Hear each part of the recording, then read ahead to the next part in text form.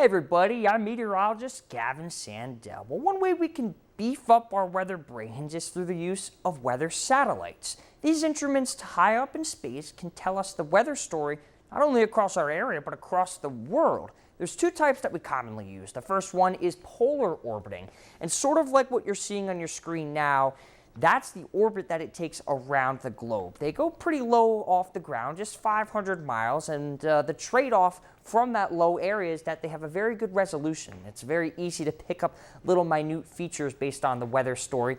These reasons that they're called polar orbiting is because they orbit those poles twice a day.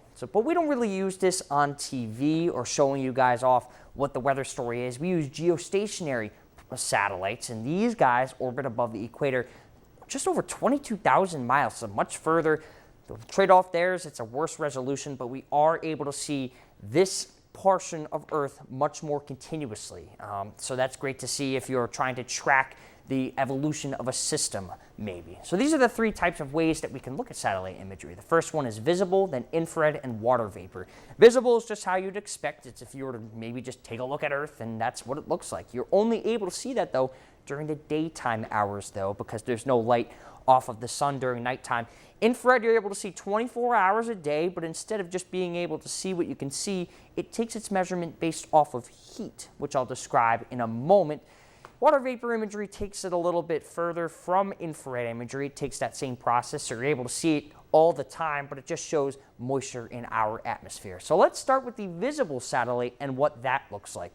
Like you can see, just that gradual pan from darkness all the way to clouds on the visible satellite. That's because those areas weren't lit by the sun at that point, but those darker whites on the satellite that you can see, those are thicker clouds here.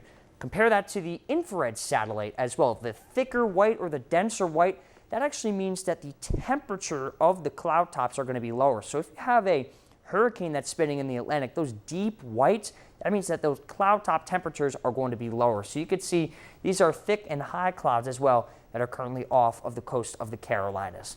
Water vapor satellite, you can see it's pretty self-explanatory. Those deeper, darker oranges mean a higher concentrated portion of dry air, and then once you get those blues, maybe purples and greens as well, that commonly means you have moist air as well. And water vapor satellites, they get good vision of what the surface looks like. You get the surface. You can also have a water vapor satellite going to the mid-levels and the upper levels as well. But apart from these satellite views and satellite pictures, satellites can actually track some uncommon things like sudden space weather, volcanic activity, and even deep ocean currents as well.